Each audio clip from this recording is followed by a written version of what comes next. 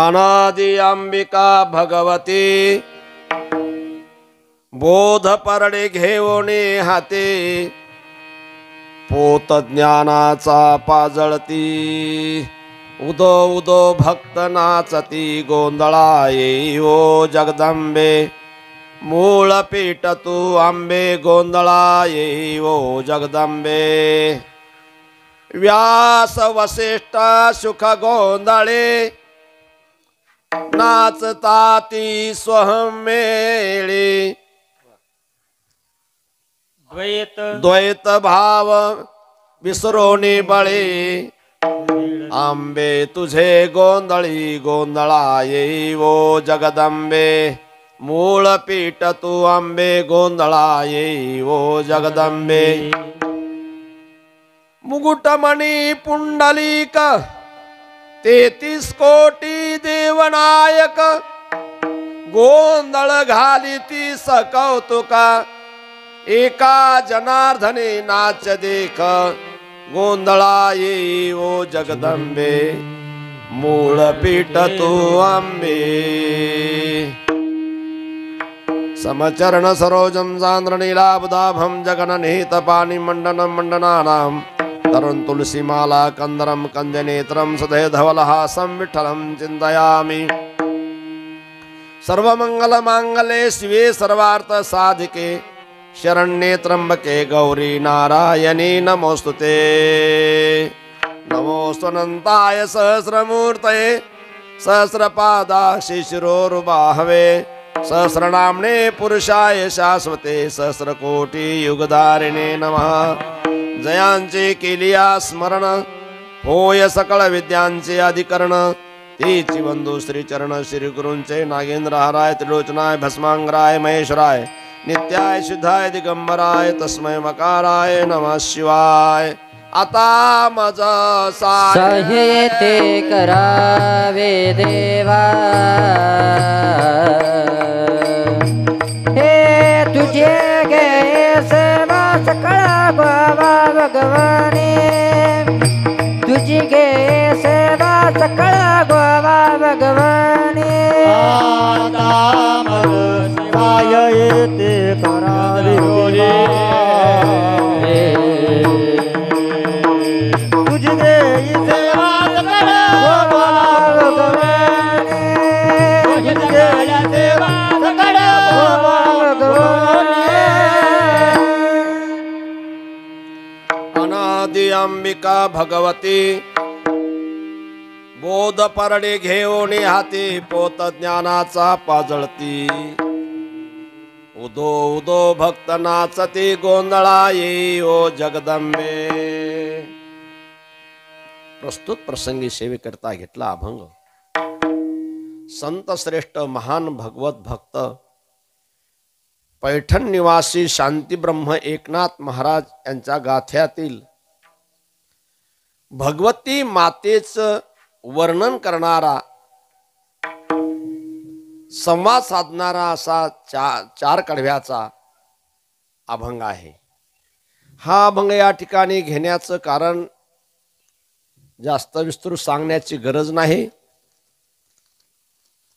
भगवत कृपेनं संतांच्या आशीर्वादाने वज्रेश्वरी माता सप्तशृंगी माता भगवान शिव पार्वती माता नर्मदा माता यांच्या अनंत कृपा प्रसादाने यांच्या कृपेनं ज्यांनी या आधुनिक कालामध्ये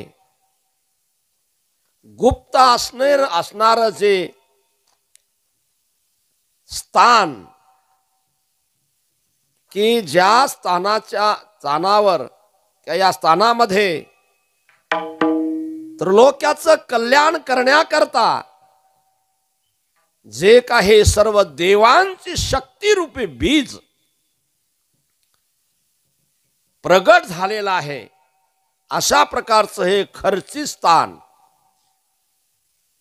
ज्यांनी या सर्वच कृपा प्रसादाने भगवान शिवाचे पात्र होऊन शिवाच्या प्रेरणेनं हे स्थान शोधन करून संशोधन करून त्या ठिकाणी हे असणार बीज प्रगटले, जे शक्ती बीज आहे ते या ठिकाणी प्रगट केलं, जाहीर केलं आणि तुमच्या आमच्या सर्वच भाग्यवंतांचं या ठिकाणी कल्याण करण्याचं केंद्र या ठिकाणी निर्माण केलं आहे. विठ्ठल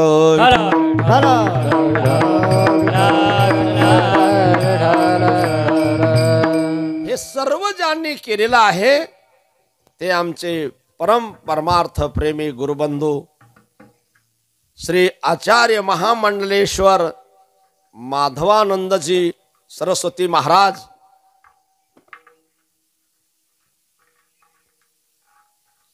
दिसायला लहान परंतु अत्यंत कीर्ती महान असणारे महाराज यांनी नर्मदा परिक्रमा केल्यानंतर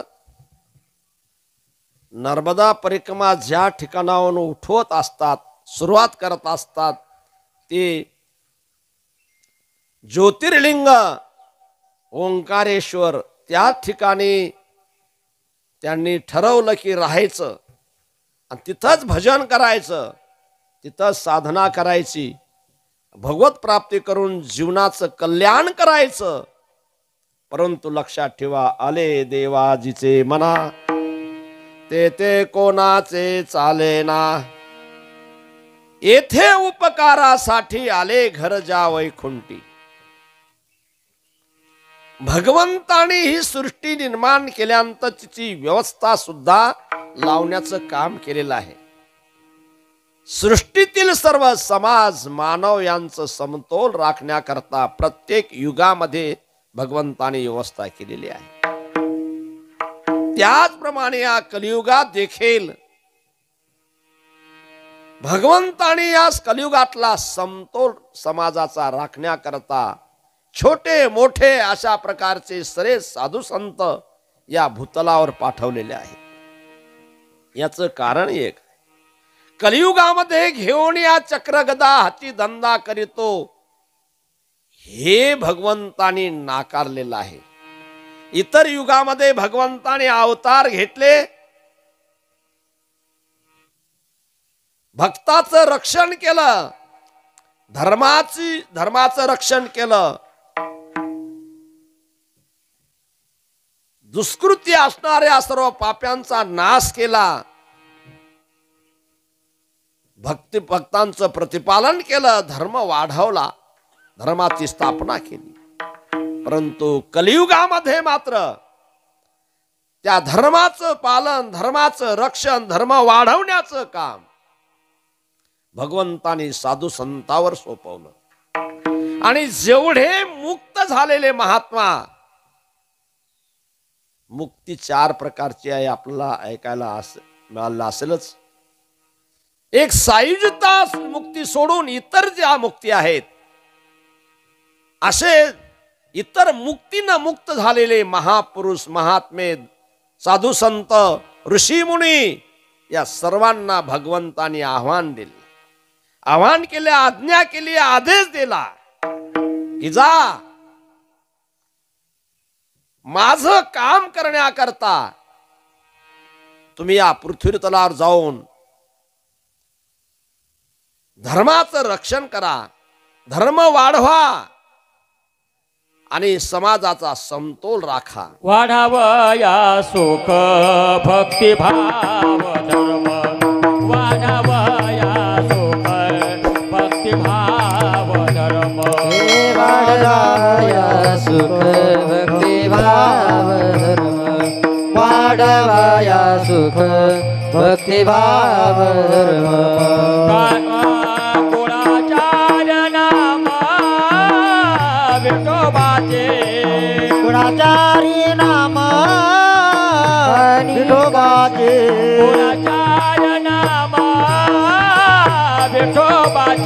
गुणाचारी नाम विठोबाचे.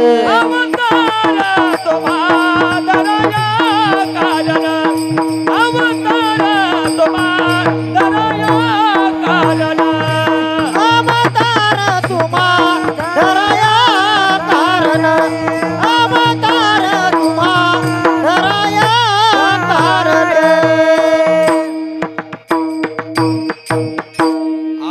अवतार तुम्हा धराया कारण उद्धराया जन जडजीवा वाढवाया सुख भक्ती भाव धर्म कुळाचारी नाम विठोबाचे याच्या करता भगवंतानी सर्वांना या कलियुगामध्ये पाठवलेला आहे आणि या साधू संतांच्या माध्यमातून या सर्व कलियुगामध्ये हा धर्म टिकवलेला आहे. लक्षात घ्या, धर्म वाढवलेला आहे आणि ज्या ज्या ठिकाणी असे धर्मस्थळ लोपलेले आहेत, लोपले होते पारिखेपणे, अशा प्रकारचे लोपलेले ठिकाण देखील लक्षात ठेवा. या साधू संतांच्या माध्यमातून त्याला उजाळा मिळालेला आहे. एक उजळावया आलो वाटा खरा खोटा निवाडा. उजळावयाला ते साधू संत आले असल्यामुळं या खर्ची गावचं देखील लक्षात घ्या देवस्थानचे उजाळा आमच्या माधवानंद महाराजांनी या ठिकाणी करून याचा प्रचार केलेला आहे. मी तर सांगत असतो की आमच्या या धार्मिक आध्यात्मिक या कलियुगातील आधुनिक हे व्यासच आहेत. लक्षात ठेवा. कारण द्वापार युगामध्ये व्यासांनी गुप्त असणार ज्ञान, एक गुरु एक शिष्य अशा प्रकारची परंपरा असणारी ज्ञानाची ती परंपरा लक्षात घ्या. 4 वेद 6 शास्त्र 18 पुराण लिहून काढून महाभारतासारखे ग्रंथ लिहून ते प्रगट केलं. लक्षात घ्या. आणि अशा प्रकारचं त्यांनी 18 पुराण लिहिले की सर्वसामान्यांना आपला इतिहास कळावा, आपलं जीवन कळावं, अनेक संदर्भातून मानवाला मार्गदर्शन व्हावं. अशा प्रकारचे 18 पुराण लिहिले. आमच्या महाराजांनी 18 पुराणावर व्याख्यान करून लक्षात घ्या नसलेलं असणार त्या ठिकाणी गुप्त असणार ज्ञान, इतिहास, संदर्भ अशा प्रकारचे सर्व त्या ठिकाणी प्रगट केलं. लक्षात घ्या. कीर्तनकार बहुत आहेत, विद्वान बहुत आहेत, पुराणिक कथा करणारे भरपूर आहेत. मग सर्वच पुराणावर प्रभुत्व मिळून स्पष्टपणाने गुप्त असणार रहस्य सांगणारे आमचे माधव महाराज आहे.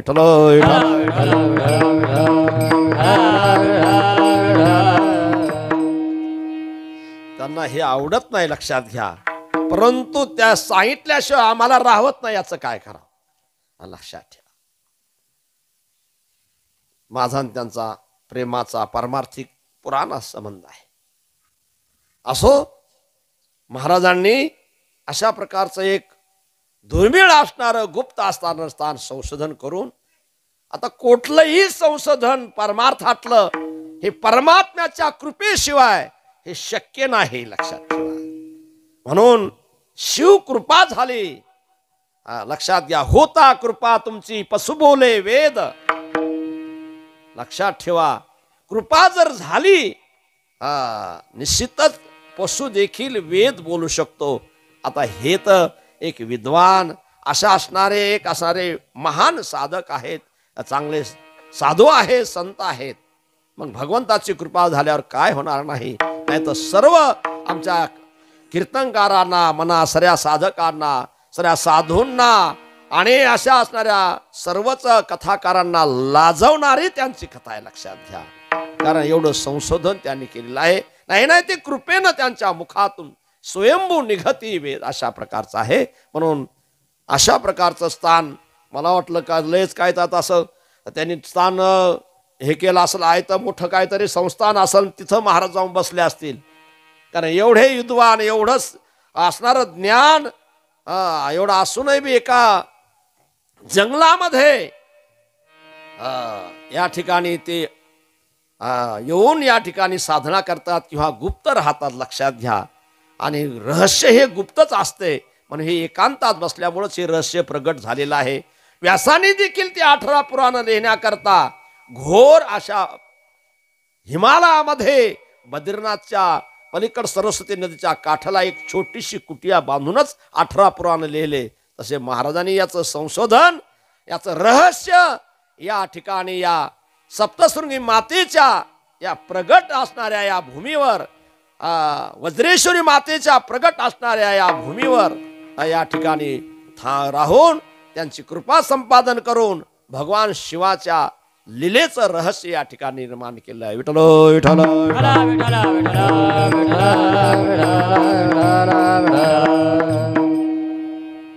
आणखी कोणालाच माहित नाही. लक्षात घ्या की सप्तशृंगी मातेचं माहेर एक खर्ची गाव आहे म्हणून. आता आम्हालाच माहित नाही, सांगणाऱ्यांना तर ऐकणाऱ्यांना काय माहित होईल.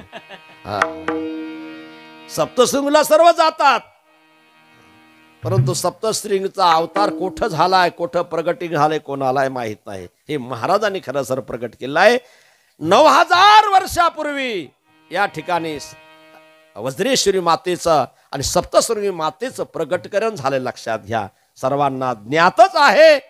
आता ऐकत आपण आला आहात की 9000 वर्षापूर्वी कालाय तस्मै नमः, दो से बनी दुनिया आहे. लक्षात ठेवा, दुनिया या शब्दाचा अर्थ दो म्हणजे दोन, या म्हणजे जी दोन बनलेले आहे त्याला म्हणतात दुनिया. लक्षात घ्या. आता ते दोन काय आहेत तर लक्षात घ्या, एक आहे परमात्मा ब्रह्म आणि दुसरी आहे माया. लक्षात घ्या, दोन्हीनं बनलेली ही दुनिया आहे. मग आता हे माया म्हणजे माया, या म्हणजे जी, मा म्हणजे नाही, फक्त दिसती तिला माया म्हणतात. विठ्ठल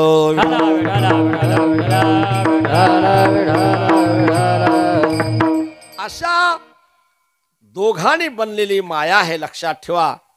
म्हणून असं म्हटलेलं आहे. आता विस्तारीकरण होईल, जरा थोडा बाजूला जाईल मी, परंतु या स्थानाच्या दृष्टीनं हे योग्य आहे. मी पुढे सांगणार, कारण या अभंगाची सुरुवातच आहे. लक्षात घ्या, अनादि अंबिका भगवती, अनादि अंबिका भगवती, अनादि अंबिका भगवती, अनादि अंबिका भगवती. बोध परडे घेऊन हाती, बोध परडे घेऊन हाती, बोध परडी घेऊन हाती, बोध परडी घेऊन हाती. बोध ज्ञानाचा पाजळती, बोध ज्ञानाचा पाजळती, बोध ज्ञानाचा पाजळती, बोध ज्ञानाचा पाजळती. बोधो बोधो भक्तनाचा देव, बोधो बोधो भक्तनाचा देव. गोंधळा ये वो जगदंबे, गोंधळा ये वो जगदंबे. उदो उदो भक्तनाथ ते, उदो उदो भक्तनाथ ते. गोंधळा ये ओ जगदंबे, गोंधळा ये ओ जगदंबे. या अभंगामध्ये सुरुवातीला जो शब्द आपला अनादि अंबिका भगवती, अनादि हा शब्द वापर. लक्षात घ्या, अनादि याचा अर्थ की ज्याला आदी नाही त्याला म्हणतात अनादि,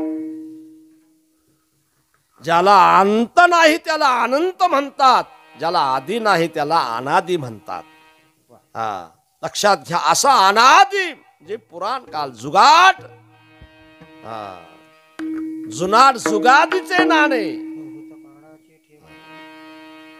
सर्वांच्या अगोदर. अनादि म्हणजे सर्वांच्या अगोदर, अनादि त्याच्या अगोदर कोठेच नव्हते काही. पूर्वी कोठेच नव्हते काही, पहिले कोठेच नव्हते काही, पहिले कोठेच नव्हते काही, पहिले कोठेच नव्हते काही. सूर्य तारा नाही, चंद्र सूर्य तारा नाही, चंद्र सूर्य तारा नाही, चंद्र सूर्य तारा नाही. अवघे शून्याचे होते पायी, अवघे शून्याचे होते पायी. अवघे शून्य होते पाहे, अवघे शून्याच होते पाहे. तेरे तेरे ते, हनुमा तेरे तेरे ते, हनुमा तेरे तेरे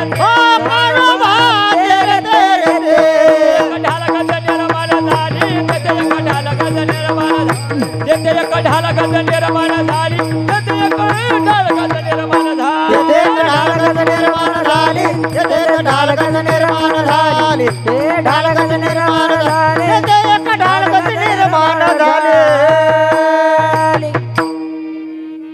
ज्या वेळेला कोठच काहीच नव्हतं, चंद्र सूर्य तारा हे सुद्धा नव्हते,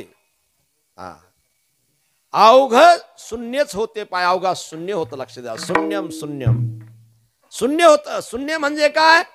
काहीच नसणे, याला शून्य म्हणतात. लक्षात घ्या. परंतु एक होत, कानोबा तेरे ते, ते म्हणजे लक्षात घ्या, हे ते म्हणजे हे काय? अनादी, अनादी. त्यावेळा ते होतं, तो परमात्मा, ते परब्रह्म परमात्मा होता. लक्षात घ्या, परमात्मा होता. ती शक्ती होती. लक्षात घ्या, अणुरणियान महतो मह्यान, अणुरणिया थोकड, अशा प्रकारचा अणुरण भरलेला जो परमात्मा होता. आपण विष्णूचं नाव विचारतो. विष्णू, विष्णू याचा अर्थ काय? विश्व म्हणजे जगत, अणु म्हणजे अणुरेणू. लक्षात, विश्वामध्ये जो भरलेला अणु आहे ना, तो विष्णू आहे. तो सर्वाच्या अगोदर परब्रह्म रूपाने तो विष्णू होता. कानोबा तेरे तेरे ते. पुढं काय झालं? एकले कंठेची मनोनी आयने केले निर्माण 14 भुवने. आहे ना, एकोहम बहुश्याम, मी एक आहे पर तू बहु व्हावं, अशी एक काय झाली? इच्छा निर्माण झाली, संकल्प झाला. परिणाम तेथे एक ढालगज निर्माण झाले. इच्छा, लक्षात घ्या, तेच ढालगज आहे. इच्छा ही ढालगज आहे, आणि त्या इच्छेनच, इच्छा ही माया, इच्छाच भगवंताची काय आहे? माया आहे. इच्छा ही माया, इच्छा ही काया, इच्छेने सर जग उपजाया. हे सर्व जग त्या मायेनच केले. लक्षात घ्या, ती माया, ती इच्छा, तीच अनादी आहे भगवंताची. लक्षात घ्या, भगवंताची शक्ती आहे. आणि म्हणून दुसऱ्या एका अभंगात म्हटलंय, अनादी निर्गुण निर्गुण प्रगटले भवानी, अनादि निर्गुण प्रगटली भवानी, अनादि निर्गुण प्रगटले भवानी, अनादि निर्गुण प्रगटले भवानी. मोहमयशासुर मर्दनाला गुणी, मोहमयशासुर मर्दनाला गुणी, मोहमयशासुर मर्दनाला गुणी, मोहमयशासुर मर्दनाला गुणी. तापाची करावया सागणी, भक्ताला की तू पावसे निर्वाणी. आईचा जोगवा जोगवा मागिन, आईचा जोगवा जोगवा मागिन, आईचा जोगवा जोगवा मागेन, आईचा जोगवा जोगवा मागेन, मागेन. प्रगटली भवानी. लक्षात घ्या, ती शक्ती आहे ना, इच्छा, भगवंताची इच्छा. आपल्याला सुद्धा इच्छा होते. भगवंताची इच्छा आणि आपली इच्छा फरक काही नाही, परंतु एवढंच आहे की आपली इच्छा अविद्येच्या माध्यमातून होती, भगवंताची इच्छा ही शक्तीच्या माध्यमातून होते. लक्षात घ्या, म्हणून आपली इच्छा पूर्ण करण्याचं सामर्थ्य आपल्या ठिकाणी नाही आहे. कारण अविद्या हे अज्ञानातून निर्माण झालेलं असते. अविद्येनं, अज्ञानात माणसं इच्छा करतात, म्हणून पुरी होत नाही. परंतु भगवंताची ज्ञानाची शक्ती आहे, त्या ज्ञानाच्या शक्तीतून निर्माण झालेली इच्छा आहे. आणि ती इच्छा, ती माया, ती भगवती, ती अनादी असणारी आणि या जगामध्ये प्रगट झाली. कारण हे जग निर्माण झाले. लक्षात घ्या, याला त्रिगुणात्मक जग म्हणत असतात. प्रकाराचे तिनं तुका म्हणे केले जन. तमोगुण, रजोगुण आणि सत्वगुण अष्टधा प्रकृती त्या ठिकाणी 8 प्रकार झाले. लक्षात घ्या, 8 प्रकारानं ती प्रगट झालेली आहे. तिला अष्टभुजा म्हणतो ना आपण. अष्टधा प्रकृती, 3 गुण आणि पंचमहाभूत मिळून हे 8 काय प्रकृती आहेत. लक्षात घ्या, या अष्टधा प्रकृती म्हणजे अशा प्रकारच्या 8 भागामध्ये विभागलेली तीच माया आहे. कशा करता? तर त्याचं कारण लक्षात घ्या. या 3 गुणापैकी जो तमोगुण आहे ना, या तमोगुणापासून निर्माण झालेली विकृती, त्या विकृतीचा नाश करण्याकरता लक्षात घ्या हे सजोड रूपाने ज्ञान स्वरूपाने ज्ञान शक्तीनंही प्रगट झालेली आहे. विठ्ठल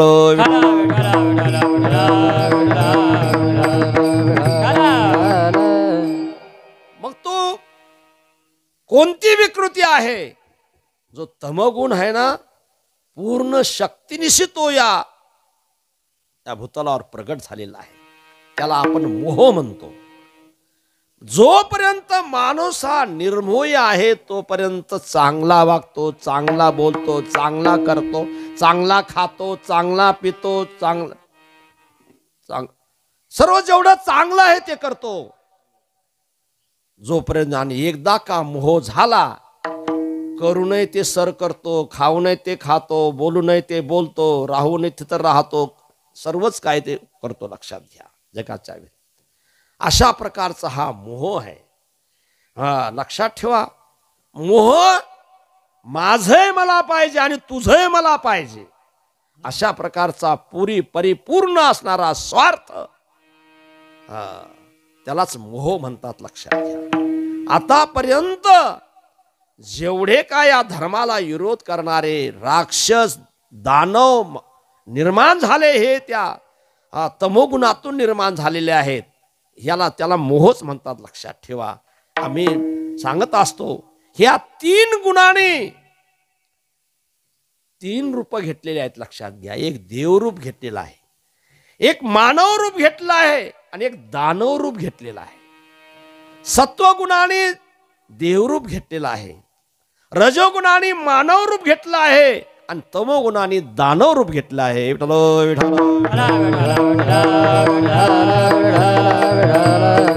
अशी 3 गुणाने ही सृष्टी विभागलेली लक्षात घ्या.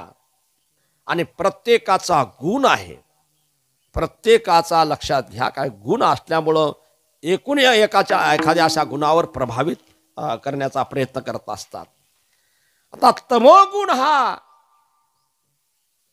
अज्ञानातून आसुरी प्रवृत्तीतून असल्यामुळं त्याला एकच माहित आहे, ल्यावे खावे बरे असावे सदैव हेची करे हाव संसारी. ल्यायचं खायचं यावत जीवम सुखम जीवेत, ऋणम कृता कृतम पिबेत, भस्मीभूतस्य देहेश पुनरागमनम कृता. जिवंत आहोत ना, खा प्या मजा करा. लक्षात घ्या. खाओ पिरो रंग लाल, भुके मरे पापी चंडा. हा सिद्धांत आहे त्यांचा. मग ते खाण्याकरता जे काही खायचं, काही करायचं असा ज्यांचा स्वभाव आहे, असा आहे तमोगुणी असणारे राक्षस, त्यांना दानव म्हणा. अशा प्रकारचे दानव त्या ठिकाणी प्रगट झाले. मोहरूपी दानव प्रगट झाले आणि त्या मोहाचा नाश करण्याकरता लक्षात घ्या शेवटी भगवंताला या शक्ती रूपानं प्रगट व्हावं लागलं. अनादि असणारा परमात्मा, अनादि असणारा परमात्मा तो स्त्रीलिंगी बनला. लक्षात घ्या. भगवती रूपानं या ठिकाणी प्रगट झाला. लक्षात घ्या. अनादि निर्गुण प्रगटले भवानी. परमात्मा कसा आहे? निर्गुण निराकार आहे. लक्षात घ्या. निर्गुण निराकार माहुर माझे गाव, शकून सांगावया आले यमाई माझे नाव. म्हणत जा माझा आता. निर्गुण निराकार दादा माहुर माझे गाव, निर्गुण निराकार दादा माहुर माझे गाव. निर्गुण निराकार दादा माहुर माझे गाव. निर्गुण निराकार दादा माहुर माझे गाव. शकून सांगावया आलो यमाई माझे नाव. शकून सांगावया आले यमाई माझे नाव. शकून सांगावया आलो यमाई माझे नाव. शकून सांगावया आले यमाई माझे नाव. निर्गुण निराकार दादा माहुर माझे गाव.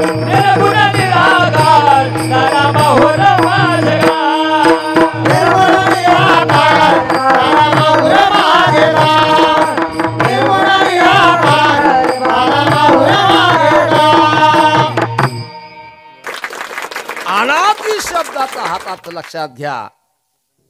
निर्गुण निराकार हे अनादी आहे. आणेला रूपाबळे आकाराला आणणारे लक्षात घ्या. त्या भगवंताची शक्ती आहे, इच्छा आहे. वास्तविक त्याचं मूळ काय आहे? मूळ लक्षात घ्या, निर्गुण निराकार स्वरूप आहे. रंग नहीं रूप नहीं नहीं वर्ण छाया. रंग नाही रूप नाही नाही वर्ण छाया. रंग नहीं रूप नहीं नहीं वर्ण छाया. रंग नाही रूप नाही नाही वर्ण छाया. निराकार निर्गुण तुझ रघोराया. निराकार निर्गुण तुझ रघोराया. मैं गुलाम मैं गुलाम तेरा. मैं गुलाम तेरा. मैं गुलाम मैं गुलाम मैं गुलाम तेरा. मैं गुलाम मैं गुलाम मैं गुलाम तेरा. निर्गुण निराकार लक्षात घ्या, हे याचं मूळ आहे. लक्षात ठेवा. रंग नाही रूप नाही नाही वर्ण छाया. निराकार निर्गुण तुची रघुराया. निराकार असणारा परमात्मा, त्याला एकोहम बहुशा, मी एक आहे मात्र बहु व्हावं, अशा प्रकारचा संकल्प झाला. आणि मग लक्षात ठेवा, तिथंही अनादि निर्गुण प्रगटली भवानी, ती शक्ती भवानी लक्षात घ्या. त्या ठिकाणी ती निर्माण झाले आणि मग तिने एवढे वाढवले. तिथे एक ढालगज निर्माण झाले, त्याने एवढे वाढविले, त्यांनी लक्षात घ्या वाढला आहे. आपण जर थोडंसं पाठीमागं पुराणात महाराज या ठिकाणी आहेत, तर पुराणामध्ये अनेक गोष्टी आल्यात. लक्षात घ्या, अनादि अंबिकेच्या बऱ्याच, कारण शिवशक्तीपासूनच हे निर्माण झालेलं आहे. एकट्याचा नव्हे खेळ म्हणून मेळ मेळविला. भगवंताने एकटे होतं, मात्र त्याला इच्छा झाली, ती इच्छाच लक्षात घ्या. इच्छा ही कुमारी झाली, तीच लक्षात घ्या. पुढं तारुण्य आली. अशा प्रकारची तिनं मग हा सारा खेळ उभा केला. लक्षात. अनादि निर्गुण प्रगटली भवानी, मोह मैषा सुर मर्दना लागोनी, ती प्रकट कशा करता झाली लक्षात घ्या. तर या ठिकाणी सुद्धा सप्तशृंगी माता प्रगट झाली. कशा करता? कारण हा मोहानं आपणच नाही, देव सुद्धा ग्रासून टाकलेत. लक्षात घ्या. कारण दान वृत्ती या तमोगुणी माणसांची वृत्तीच असते, की माझे, मी तुम्हाला सांगतो, एवढा स्वार्थ वाढला असतो, त्याला सर्व स्वतःलाच पाहिजे. मग तिथं काहीही त्याला कळत नाही. लक्षात घ्या, रावणाला 80,000 बायका होत्या. मोठा मतदारसंघ त्याचाच होता, तरी सीतेकडे त्याचा डोळा. आणि त्याच्या नाशाकरता लक्षात घ्या, भगवंताला जावं लागलं, मारावं. हा मोह आहे. दुर्योधन, भगवान श्रीकृष्णाने सांगितले की 5 गावं द्या पांडवांना. त्यांनी सांगितले की सुईच्या टोका एवढी माती देणार नाही. बर, सर्व त्याचं नव्हतं, वाटणी झाली तरी त्यांना वाटून दिलं. त्यांनी सजवलेलं नगर त्यांचं घेतलं होतं छलकपट करून, ते त्यांना द्या सांगितलं होतं. त्यांनी सांगितलं काहीच मिळणार नाही, माझंही मला पाहिजे, त्याचे. हा मोह आहे. लक्षात घ्या, दिसायला माणसं होते, परंतु आतून सरा मोह आहे. मोह आहे. या मोहानं सऱ्या जगाचं वाटोळं कतालवलं. लक्षात घ्या, पापाची प्रवृत्ती ही मोहामुळे होत असते. अशा प्रकारचा मोह न्याहाळी पा केवडा, पसरलासे चवडा करोनी माझी वडा आकार. सर्वांना आपल्या जबड्यात घेतल्या या मोहानं. एवढे माणसं मोहग्रस्त होतात, त्यांना काहीही कळत नाही. लक्षात घ्या, हित काय अहित काय, धर्म काय अधर्म काय, बुडविला धर्म झाला पार. अशा प्रकारचं लक्षात घ्या त्यांचं राहणं बोलणं चालणं असतं. तसाच हा महिषासूर या भूतलावर, मोह महिषासूर या ठिकाणी आला, सर्वांना ग्रासून टाकलं. मानवाला ग्रासलंच, परंतु देवांना देखील ग्रासलं. लक्षात ठेवा. जर तमोगुण वाढला तर माणसांचं ऐकत नाही आणि एखाद्या देवाचं सुद्धा ऐकत नाही. लक्षात ठेवा. एवढा मोह बलवान आहे आणि त्या मोहाने महिषासुराचं रूप घेतलं. आता आपल्याला दिसतंय जे सर्व काय चित्र विचित्र हे अशा तत्वांचेच लक्षात घ्या अवतार आहे. सर तत्वानेच हे रूप घेतलेले आहेत.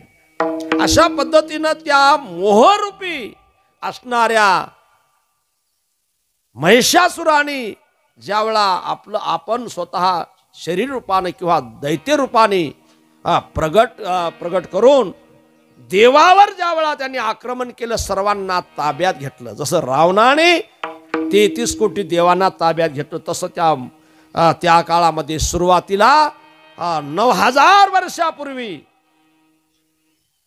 त्या मोह महिषासुरानं सुद्धा देवांना सुद्धा ताब्यात घेतलं. आता एकदा देव सात्विक माणसं राजसिक माणसं ज्यावेळा एखाद्या मोहग्रस्त असणाऱ्या माणसाच्या ताब्यात जातील त्यावेळा यांचं काही चालत नाही. अशा पद्धतीनं त्या मोहाने सगळ्या देवांना वेढून टाकलं. तेव्हा अशी एक अदृश्य शक्ती आहे की शक्ती या सर्वापासून वेगळी आहे. लक्षात घ्या. त्यालाच आपण अनादी म्हणतो आहोत. लक्षात घ्या. अनादी याचा अर्थ तोच आहे की या सर्वापासून वेगळी शक्ती आहे. ती निर्विकार आहे, अदृश्य आहे, अशी गुप्त असणारी एक शक्ती आहे. लक्षात घ्या. आणि त्यावेळा सर्वच काही कुठं जमत नाही. तेवढी त्या अदृश्य शक्तीलाच प्रार्थना करावी लागते. सगळ्या देवाने प्रार्थना केली. आता म्हणले हिचा नाश करण्याकरता आमच्यात तर सामर्थ्य नाही आहे. मग आता कोणीतरी या कोण असे या ब्रह्मांड चालक हाके सरसी हाक देईल उडी. अरे आता म्हणजे आता आमच्यात काय शक्ती नाही, परंतु हा मोहग्रस्त असणारा महिषासूर हा तर आम्हाला आता सळो की पळो करून दुःख न देत आहे. तेव्हा त्या अदृश्य शक्तीला सगळ्या देवांनी प्रार्थना केली. त्यामध्ये सर्व देव आले. ब्रह्मा विष्णू महेश चंद्र महेंद्र सर्व जे असतील नसतील सर्व आले. सर्वांनी त्या अदृश्य शक्तीला ज्यावेळा प्रार्थना केली, त्या अनादी असणाऱ्या शक्तीला प्रार्थना केले. आता तुझ्या वाचून म्हटले आता हा मोह महिषासूर मरणार नाही. मग त्या काळामध्ये लक्षात घ्या त्या अदृश्य शक्तीनं काय केलं, त्या ठिकाणी आपली शक्तीचं प्रकटन केलं. त्या ठिकाणी लक्षात ती प्रगट झाली. अनादी अंबिका भगवती, ती अंबिका असणारी जी अनादी असणारी शक्ती काय झालं, अनादी निर्गुण प्रगटली भवा. निर्गुण असणारी अदृश्य असणारी ती प्रगटली. कशा करता, मोह महिषासुराला मारण्याकरता. लक्षात घ्या ती अनादीच असणारी आमची ही सप्तशृंगी माता आहे. लक्षात ठेवा. तिला मारण्याकरता. कारण लक्षात ठेवा एक जीवनामध्ये तपेविन दैवत सर्व आपण ऐकत असतो. तपेविन दैवत. दैवत याचा अर्थ दोन आहे. लक्षात घ्या. दैवत याचा अर्थ आहे की आपलं दैव आणि आपलं दैवत, आपलं इष्ट असणारं आपलं कल्याण करणारं देव दैवत, असं दोन प्रकारचं लक्षात घ्या. आपल्याला जर दैव आपल्याला प्राप्त करून घ्यायचं असेल, आपली इच्छित वस्तू आपला संकल्प पूर्ण करून घ्यायचा असेल तर आपल्या देवाची आपल्यावर कृपा पाहिजे. लक्षात घ्या. देवाच्या कृपेशिवाय आपलं दैव खुलत नाही. लक्षात ठेवा. म्हणून देवाची कृपा आपल्याला प्राप्त करून घ्यायची असेल, दैव प्राप्त करून घ्यायचं असेल तर त्यांनी सांगितले की तपेविन दैवत. या ठिकाणी हे दैवत प्रगट झालेलं आहे, प्रगट केलं आहे. महाराजांनी फार मोठी तपश्चर्या केली. लक्षात घ्या. तपाशिवाय हे जमत नाही. लक्षात ठेवा. म्हणून देवादिकांनी तप केलं आणि तप केल्यानंतर लक्षात घ्या आणि त्या तपाचा परिणाम अदृश्य शक्तीनं निर्देश दिला. आकाशाची वाणी सांगे सकळाशी सर्वांना तळमळ मानसी करू नका तुम्ही तळमळ. तुम्ही तळमळ पुढचं नाही म्हणायचं, आपल्या बदल घ्यायचं. तळमळ तुम्ही काही तळमळ करू नका म्हटले, घाबरू नका. आता मी प्रगट होणार आहे तेव्हा एकच करा. जसं त्या द्वापारयुगात सांगले की यादव संग्रम व्हारे तुम्ही. भगवंतानी त्यावेळेला सुद्धा आकाशवाणी केली. प्रत्येक अवताराच्या वेळेस त्यांनी आकाशवाणी केलेली आहे. लक्षात घ्या, अदृश्य शक्ती ही प्रत्यक्षात भेटत नसते, आकाशवाणीनंच तिच्याशी बोलावं लागतंय. विठ्ठल विठ्ठल.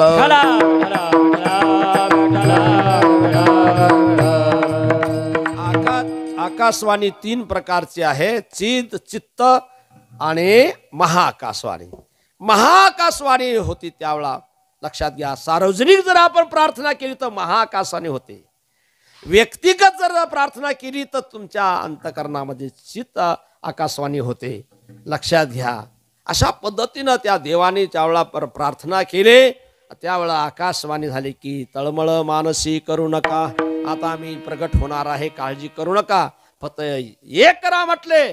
प्रत्येकाची शक्ती एकत्र करा, एकत्र करा. कारण एकट्याचा नव्हे खेळ, म्हणून मेळ मिळवला. नुसते माणसंच जमा करायचे नाही, प्रत्येकानं काय आपली आपली शक्ती सुद्धा जमा केली पाहिजे. सप्ताह म्हणजे नुसते जमा करा, माणसं जमा करण्याला काय महत्व आहे. येथे माणसं थोडेसे कमी आहेत म्हणा, परंतु लक्षात घ्या, जरी करता थोडे असले तरी महत्वाचे माणसं आहेत. महत्वाचे माणसं पाहिजे. फक्त लक्षात घ्या, गर्दी करायची नाही. गर्दी करून काय फायदा आहे.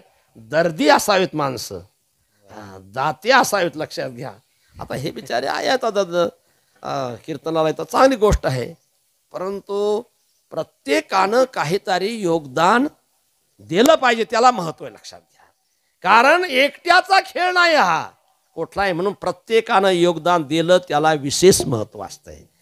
भगवंताने त्या शक्तीनं सुद्धा सांगितलं, अरे आयतं खाण्याला काय महत्व आहे. लक्षात घ्या, स्वतः करून स्वतः काहीतरी योगदान देऊन जर आपण खाल्लं, योगदान देऊन जर एखादं कार्य केलं तर त्याचा आनंदच एक अलौकिक आहे. त्या अदृश्य शक्तीनं त्या देवांना सांगितलं की बाबा रे, तुम्ही आता प्रार्थना केली, मी सुद्धा आता ठरवलं तुमचं आता कल्याण करायचं, तुमचं दुःख घालवायचं. त्रिविध तापाची केली बोळा, तुमचा त्रिविध ताप आहे, तुम्हाला दुःख झालेलं आहे मोह महिषासुरापासून, तुमच्या याच्यापासून, तर तेव्हा मी तुमचं घालवणार आहे, परंतु तुम्ही सुद्धा त्यामध्ये सक्रिय राहा. म्हणून सर्वांना सांगितलं की तुम्ही तुमची शक्ती एकत्र करा. त्यावेळेला मग त्या सर्वांनी आपापली शक्ती ज्यावेळेला एकत्र केली आणि त्या शक्तीचंच रूप लक्षात ठेवा, ही सप्तशृंगी माता आहे. विठ्ठल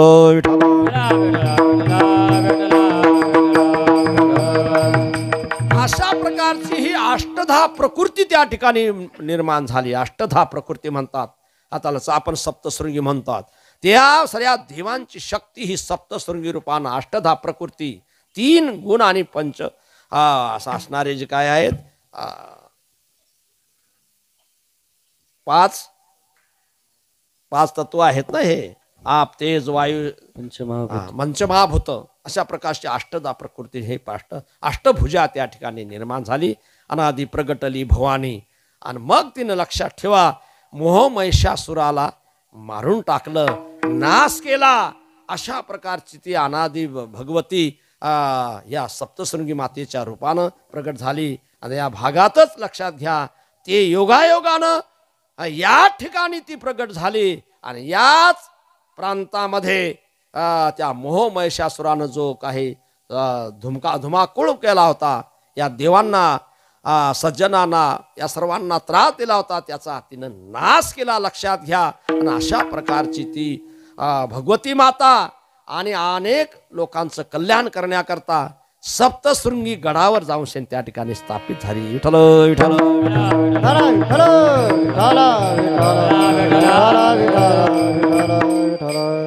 आता बाकीचा इतिहास महाराजाकडून ऐकला असेल, नसताना ऐकला तर ऐकून घ्या, बाकी सर्व त्यांच्याकडे इतिहास आहे. अशा प्रकारे लक्षात घ्या, ही जी भगवती आहे ना, ही अनादी आहे, मी सांगून गेलो. आता दुसऱ्या प्रकाराने जर सांगायचं ठरलं, तिथे एक ढालगज निर्माण झाले. ढालगज म्हणजे एक भोली मोठी स्त्री निर्माण झाली. कारण परमात्मा कान्होबा तेरे तेरे ते नपुंसकलिंगी आहे.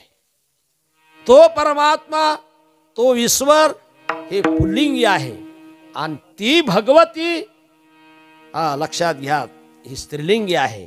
अशा प्रकारचं ते पहिलं रूप भगवंताचं नपुंसकलिंगी परब्रह्म आहे कान्होबा तेरे ते. आणि दुसरं माया उपाधी शिव बोली जेती, मायाची उपाधी लागली म्हणजे तो झाला, तो ईश्वर झाला. आणि अविद्यामुळं हा तोच जीव झाला. लक्षात घ्या अशा प्रकारचं भगवंताचं हे अवतरण आहे. अशा प्रकारचे ते अवतरण आहे.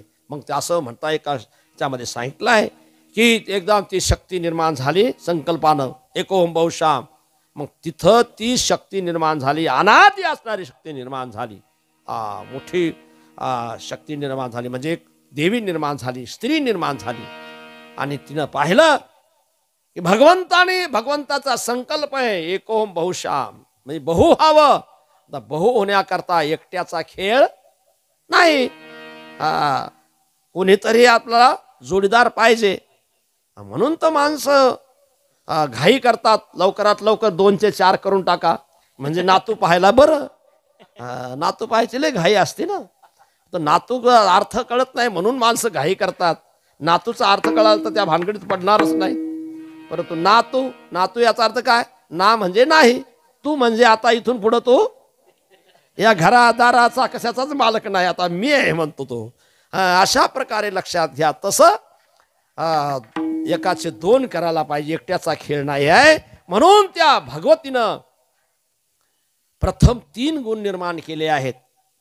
रजतम आणि सत्व.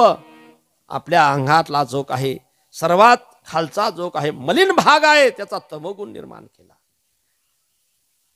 आपल्या शरीरात सुद्धा 3 भाग आहेत. लक्षात घ्या, स्थूल, सूक्ष्म आणि कारण. स्थूल असणारा जो भाग आहे त्याचा काय केला? तमोगुण निर्माण केला. सूक्ष्म शरीराचा भाग आहे त्याचा लक्षात घ्या रजोगुण निर्माण केला. आणि कारण शरीराचा भाग आहे त्या स्त्रीच्या तो लक्षात घ्या सत्वगुण निर्माण केला. अशी 3 गुणानं ती काय झाली विभागल्या गेली. आणि 3 गुणांना त्यांना वाटला तर नुसतं गुण करून चालणार नाही, तर त्यांना रूप दिले. रूप आणि याला रूपा बळे करुणी खळे, हा त्याला रूपाला आणलं. काय रूप दिले?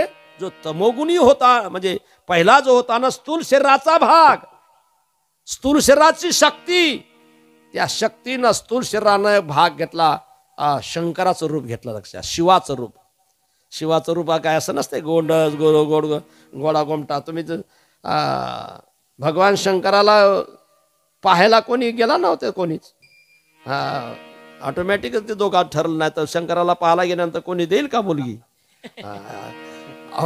नंतर सुद्धा त्या 12 भानगडीत झाल्या त्यांच्या लग्नाच्या. कारण ते अक्राळ विक्राळ रूप आहे, उग्र रूप आहे. दाढी जटा नामकण टमकण तिरसुळण ते सारपण हे कसं व्यवहाराच्या बाहेरल्या आपल्या व्यवहारातल्या बाहेरचा असल्यामुळं ते विक्राळ रूप आहे. लक्षात घ्या, स्थूल रूप आहे. स्थूल असणाऱ्या आकारानं शरीरानं तो भाग घेतला आहे शंकराचं. आणि सूक्ष्म असणारं जे काय लिंग शरीर ज्याला म्हणतो ते रजोगुणाचं बनले. लक्षात घ्या, त्यामध्ये आपण सर्व येतो. त्यामुळे रजोगुण आला निर्माण झाला. त्याला भगवंत आपल्या त्या मातेनं रूप दिलं. ते ब्रह्मा ह्या त्या नावानं प्रगट झाले. लक्षात घ्या, ब्रह्मा रूपानं झाले ब्रह्मा. आणि तिसरं जे काही कारण शरीर होतं त्या ठिकाणी सत्वगुण निर्माण झाला होता. त्या सत्वगुणाला जे काही रूप दिलं त्याला विष्णू ही पदवी दिलेली आहे. त्याला विष्णू नाव ठेवलं. असं सर्वांचं नामकरण झालं. लक्षात ठेवा. आणि नामकरण झाल्यानंतर प्रत्येकाला आपापल्या शक्तीनुसार प्रत्येकाला काम दिले. लक्षात ठेवा. आता प्रथम त्यांनी सांगितलं आपल्याला सृष्टी निर्माण करायची. सृष्टी निर्माण करण्याकरता तिघांना सांगितलं बाबा रे भगवंताचा आदेश आहे, भगवंताने मला निर्माण केलं, मी तुम्हाला निर्माण केलं. आणि याचं कारण आहे आपल्याला सृष्टी निर्माण करायची. मग आता सृष्टी निर्माण करायची तर म्हणले कशी करायची? आता तुम्ही असं करा म्हटले. आता इथं पुरुष आणि स्त्री या दोघांच्या माध्यमातून मैथुन सृष्टी निर्माण करायची म्हटले इथून पुढं. आता तुम्ही आता मला आता मग कशी करायची म्हटले, आता तुम्ही आणि मी तर दोघंच आहेत, मी स्त्री आहे तुम्ही, आणि आता माझ्यापासून तुम्ही सृष्टी निर्माण करा. ते म्हणले काय अक्कल आहे का म्हटले, तू आई आहे, आम्हाला निर्माती आहेस, तू आई आहेस आणि आईपासून सृष्टी किंवा सृष्टी निर्माण कर हे ठीक नाही म्हटले, आम्ही करणार नाही. मग म्हटले काय करायला पाहिजे, जसं आम्हाला निर्माण केलं तसं तू आम्हाला एक एक स्त्री निर्माण कर म्हटले. मग लक्षात घ्या, त्या मातेनं एक एक स्त्री निर्माण केली. तिलाच आपण पार्वती म्हणतो, लक्ष्मी म्हणतो, सावित्री किंवा सरस्वती म्हणतो. अशा प्रकारच्या 3 स्त्रिया निर्माण केल्या आणि तिघांचं शुभमंगल. महाराज म्हणे गावात शुभमंगल आहे, इथं ब्रह्मा विष्णू महर्षाचं आपण शुभमंगल एका मिनिटात करून टाकलं. अशा प्रकारचं तिघांचं शुभमंगल झालं आणि सांगितलं की आता आपापली जबाबदारी पाळा म्हटले. आता लग्न होईतपर्यंत बाळू बाप्या पिंट्या सर्व काही चाललं. मात्र एकदा का लग्न झालं की बाळू नाही राहिला, तो बाळासाहेब झाला. 6 आयब त्याच्या पाठीमाग लागलेले असतात, लक्षात घ्या. मग नाही चालत काही. जर काही नाही केलं तर घराच्या बाहेर काढल्या जातात, आईबापच काढून देतात. आता तर उलट झाले म्हणा, आईबापाला काढायच्या ऐवजी तर आईबापालाच काढून देतात मुलं. असो, तात्पर्य मला सांगायचं काय की त्याप्रमाणे जबाबदारी देऊन टाकली की विष्णूला सांगले की ही प्रजा निर्माण ब्रह्मदेवानी करायची आहे, ब्रह्मदेवानी करायची. ब्रह्मदेवाला मी सृष्टी निर्माण करेल, पण त्याचं पालन पोषण कोण करेल. सांगितले की विष्णूला सांगितले की तुम्ही पालन पोषण करायचं. मग जर गडबड केली तर मग काय करायचं, हे जर जास्त गडबड करायला लागले, भांडणं करायला लागले, विनाशकाले विपरीत बुद्धी यांना जर झाली तर काय करायचं. भगवान शंकराला सांगितले की तिळसूळ घ्यायचं आणि मारून टाकायचं, कटाप करायचे, खलास करायचे. अशा प्रकारचे तिघांना 3 कामं देऊन टाकले आणि सृष्टीला सुरुवात झाली, लक्षात घ्या. आणि ह्या सर्व सृष्टी या ठिकाणी निर्माण झालेली आहे. पण याला कारण जर कोणती असेल तर अनादि अंबिका भगवती. ह्या ही जी भगवती आहे ना, या भगवती मातेनंच, या अनादि असणाऱ्या भगवती मातेनं ही सृष्टी निर्माण केली. विठोबा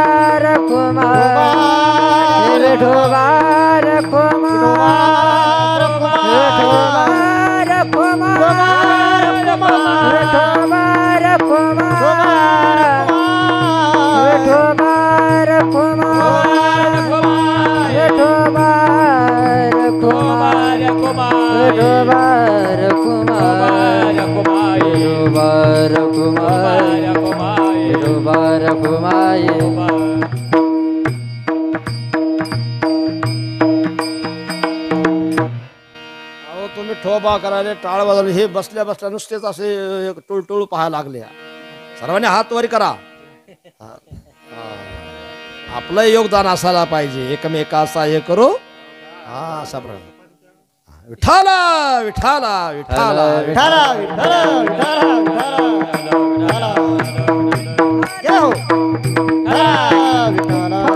बोला पुंडलिक वरदे हरी विठ्ठल ज्ञानदेव पंढरीनाथ भगवान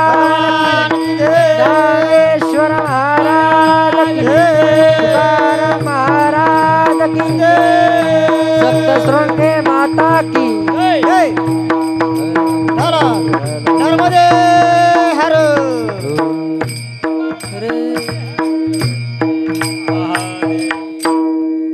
अनादि अंबिका भगवती बोध परडी घेऊन हाती पोत ज्ञानाचा पाजळती गोंधळा येई भगवंते भगवते. हा लक्षात घ्या, हे अनादि असणारे नाथ महाराज वर्णन करतात. वर्णनीय विषय हा वर्णन करणाऱ्याला अवलंबून असतो. वर्णन कोणी कोणाचं करतो याला महत्त्व नाही. योग्य माणसानं योग्य माणसाचं वर्णन, यथार्थ वर्णन जर झालं तर त्या वर्णनाला महत्त्व असतं. या अभंगामध्ये यथार्थ वर्णन आहे, लक्षात घ्या. कारण योग्य असणाऱ्या संतांनी योग्य असणाऱ्या या देवाचं वर्णन केलेलं आहे. नाथ महाराज हे सामान्य नव्हते. सोकरे चंदन घासी गंगेचे पाणी कावडीने भरितो एकनाथ सदने माधवजी सर्वही कामे करितो. कावडीने पाणी ज्या घरी चक्रपाणी वाहे निळा म्हणे अनन्य अनन्य भक्तिभावे निळा तसे पाये. अशा प्रकारे लक्षात ठेवा, नाथ महाराजांचा अधिकार होता. 36 वर्ष भगवंतानी त्यांच्या दरबारामध्ये राहून सेवा केली, असा अधिकार त्या नाथांचा. आणि ते नाथ महाराज त्या भगवती मातेचं वर्णन करतात. हे माते, तू किती महान आहेस, कशी आहेस तू अनादि आहेस आणि भगवती आहे. भगवती याचा अर्थ हे जे काही जग आहे ना, तुझ्या भगातून निर्माण झालेलं आहे, व्यक्त झालेलं आहे, तिच्या शक्तीतून निर्माण झालेला आहे. संसार सर्व जग हे त्या उदरातून निर्माण झालेला आहे, उदनातून बाहेर पडलेला आहे. लक्षात घ्या. भगवती बोध परडी घेऊन, तिच्या हातामध्ये परडी आहे. परडी म्हणजे जे नाही का ते जोगवा मागतात आणि ते हातामध्ये ना, त्याला परडी म्हणतात. बोध. परंतु लक्षात घ्या, आम्ही परडी घेऊन, आमच्या हातात परडी येते कशा करता? भीक मागण्याकरता. द्या आईचा जोगवा मागण्याकरता असतो. लक्षात घ्या. बऱ्याच आता अलीकडं त्या कवड्या घालूनच फिरायला लागलेल्या आहेत. दुसरा धंदाच नाही, तोच धंदा झालेला आहे. लक्षात घ्या. अशा पद्धतीनं, परंतु या मातेची जी परडी आहे, लक्षात घ्या, त्या परडीमध्ये बोध आहे. बोध निर्माण झाला जेव्हा, ममता म्हातारी मरून गेली तेव्हा. लक्षात घ्या. झाली संध्या संदेह माझा गेला. लक्षात घ्या. बोध हा माणसाच्या जीवनातला संदेह नष्ट करीत असतो. लक्षात ठेवा. मग सांगितले पुसले तेने अंतकरण बोधले संकल्पा नये. लक्षात घ्या. बोध झाल्यानंतर आपल्या जीवनामध्ये संकल्प समाप्त होतो आणि संकल्प ज्याचा समाप्त झाला, संकल्प तो त्याग संन्यासाचा मुक्त झाला. लक्षात ठेवा. तो माणसांच्या जीवनामध्ये दुःख हे संकल्पामुळे होते. मला हे करायचंय, मला ते करायचंय, मला हे करायचंय आणि करायचंय. आणि सांगा तुम्हाला, संकल्प म्हणजे हा बोराटीचा काटाच आहे. लक्षात ठेवा. जर काटा टोचला की काय गुदगुल्या होतात का? त्या गणपतीच्या बिंबीत बोट घातलं पोरांनी, ठणका मारला त्या इंचवानं, आणि याला काय विचारलं, त्याला असंच करा, काय झालं म्हणे, गार लागते, गुदगुल्या होतात म्हणे बोटाला. गुदगुल्या होतात का ठणका बसल्यावर? तसा काटा टोचल्यावर काय वेदना होतात. मग त्या वेदना जर आपल्याला कमी करायच्या असेल, काय करावं लागतंय? काटा काढावा लागतो. लक्षात घ्या. जोपर्यंत तो काटा निघत नाही तोपर्यंत तुमच्या वेदना कमी होणार नाही. संकल्प हा काटा आहे. लक्षात ठेवा. जोपर्यंत तुमचा संकल्प पुरा होत नाही तोपर्यंत त्या तुमच्या वेदना चालू राहणार. पहा तुम्ही आता, मग आता तुम्ही जेवढे संकल्प कराल तेवढे काटे तुम्हाला चोबलेले राहणार, टोचलेले राहणार. आता मग लक्षात ठेवा, जेवढे काटे तुम्ही टोचून, जेवढे संकल्प तेवढे काटे आणि तेवढं दुःख. लक्षात ठेवा. म्हणून हे दुःख जर कमी करायचं असेल तर संकल्प कमी करायला पाहिजे, आणि ते या भगवती मातेच्या कृपेनंच होऊ शकतात.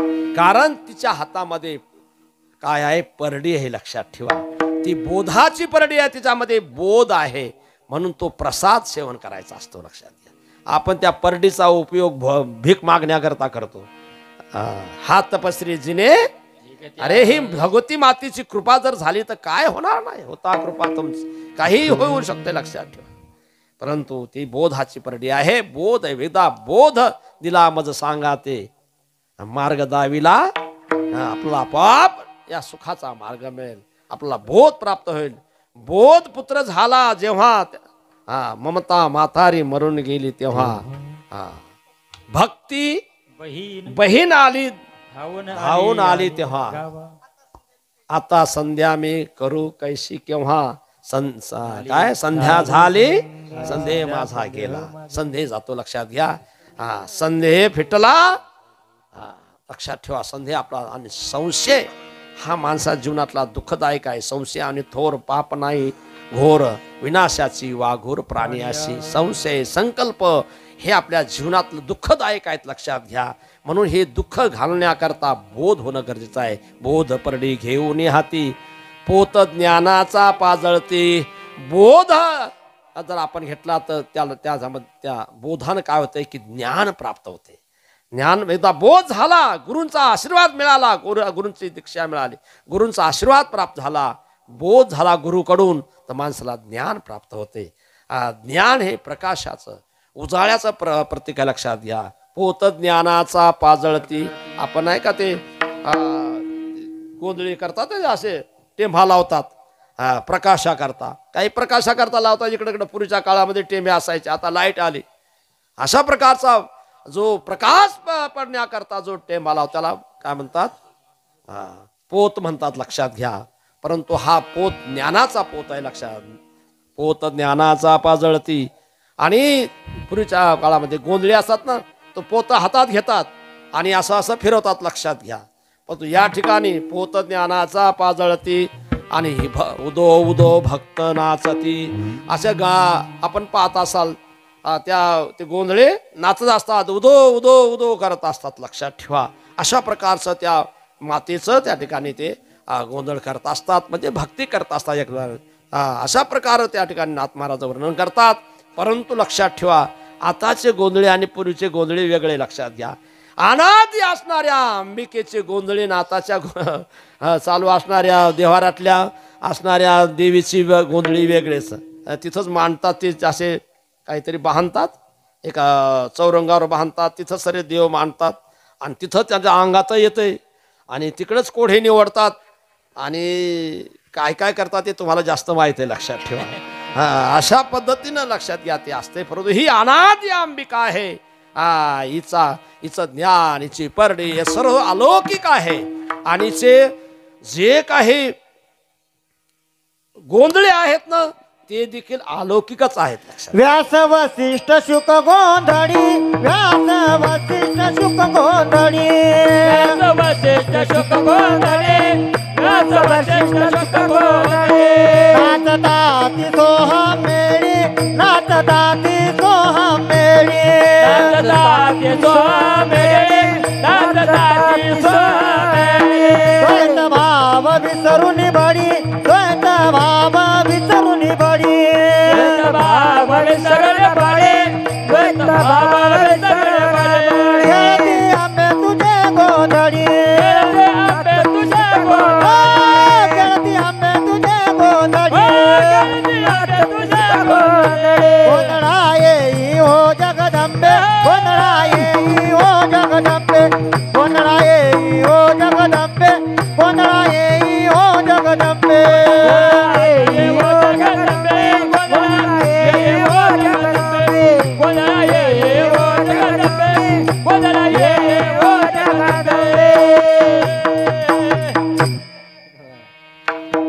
ही माता भगवती देखील अनादी आहे, अलौकिक आहे. तिचे गोंधळे देखील भक्त देखील अलौकिक आहेत. लक्षात घ्या. आपण सारे लौकिक, आपली देवी लौकिक, आपणही लौकिक आणि सर्वच लौकिक असते, परंतु हे अलौकिक आहे.